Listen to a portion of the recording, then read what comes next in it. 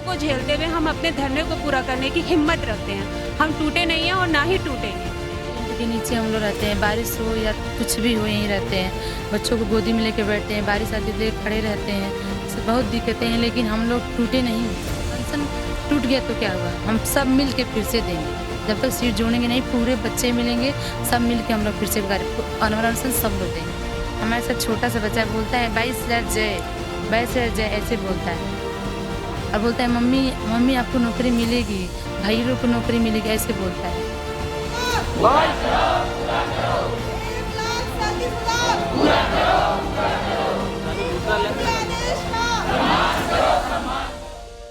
एक महिला होने के नाते आप धरने में काफ़ी दिनों से हैं।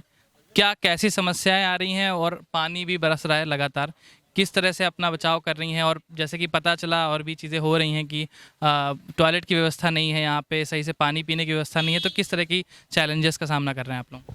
यहाँ पर जो है बारिश हो रही है तो यही है कि जिस पे बैठे हैं हम उसको ही हम ओढ़ लेते हैं। यहाँ पे तो बहुत दिक्कत हो रही है, और यहाँ पे वॉशरूम की भी प्रॉब्लम है, तो इधर उधर ही मतलब एडजस्ट करना पड़ता है। तो ये सबसे ज़्यादा दिक्कत है। तो हम तो योगी जी से यही कहेंगे कि 1,37,000 सीटों को पूरा करें, और जो योग्य अभ्यर्थी हैं उनको नियुक्ति दें। बस हम भी यही कहना चाहेंगे, जो योग्य अभ्यर्थी हैं उनकी पुकार योग्य सरकार सुने और टाइम से उन्हें नियुक्ति दें। बस इससे ज़्यादा और कुछ नहीं कहेंगे, क्योंकि 60 दिन 61वां दिन है आज। पिछले 2 महीने से बच्चे यहाँ पे भूखे प्यासे टंकी पे चढ़ गए, 8 दिन हो गए, और अनशन पे बैठे हुए थे बच्चे। तो अगर मतलब योग्य सरकार पहले से सुनती तो बच्चों को ये सब ना करना पड़ता। बस ये कहेंगे कि जितना जल्दी हो सके इन पदों को छोड़ दे और बच्चों को उनके नियुक्ति दे और उनका अधिकार दे। रात में जैसे आप लोग रात में जब शाम हो जाती है तो रात में आप लोग चले जाते हैं या फिर यहीं पे रुकते हैं? नहीं, यहीं पर ही रुकते हैं। तो कैसे मतलब कैसे रुकते हैं, क्योंकि रात में भी पानी बरसता होगा और बहुत सारी चीज़ें होती हैं तो अब आप यहाँ पर देख ही रहे हैं, ना तो यहाँ पे लाइट है, ना यहाँ पे खाने की व्यवस्था है, ना पीने की व्यवस्था है।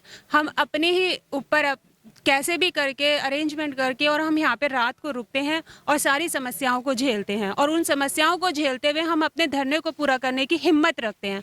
हम टूटे नहीं हैं और ना ही टूटेंगे।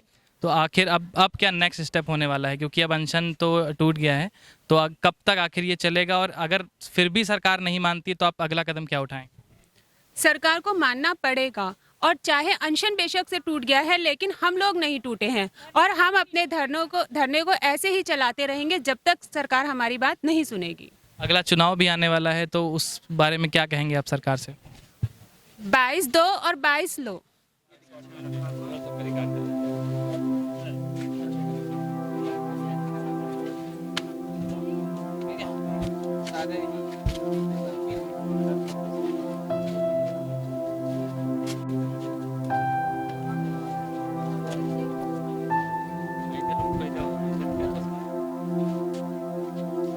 सो रहे हैं क्या ये? सो रहे हैं, रात भर जगे रहते हैं, मच्छर काटते हैं तो इस टाइम सोए हैं।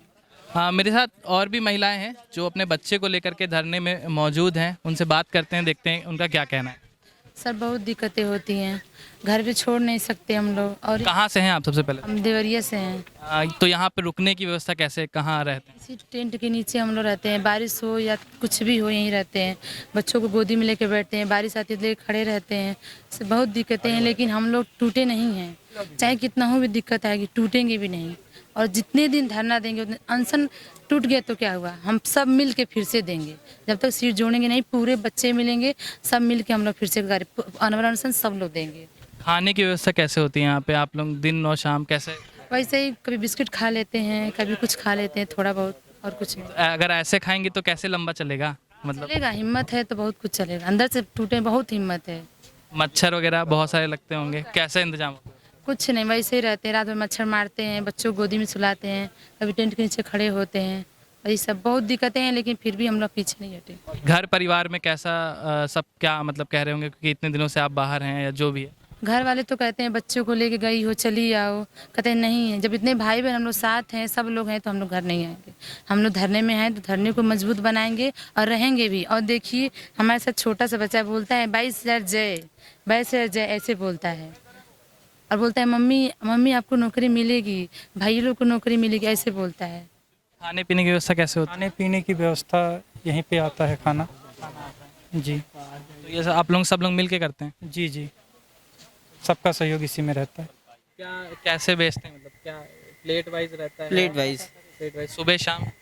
नहीं, केवल शाम शाम आता केवल हूँ। शाम को? जी हाँ, सुबह नाश्ता लाते हैं। नाश्ते में क्या होता है? चना होता है, कभी खस्ते होते हैं हमारे। अच्छा, मतलब वैसे। मतलब हफ्ते हफ्ते में अलग चेंज होता रहता है या जी, फिर डेली चेंज होता है। डेली? आज खस्ता है तो कल चना, कल चना तो आज खस्ता है, ऐसे। क्या मतलब कितने रुपए पर प्लेट के 10 हिसाब रुपये से? दूना। 10 रुपए? दूना।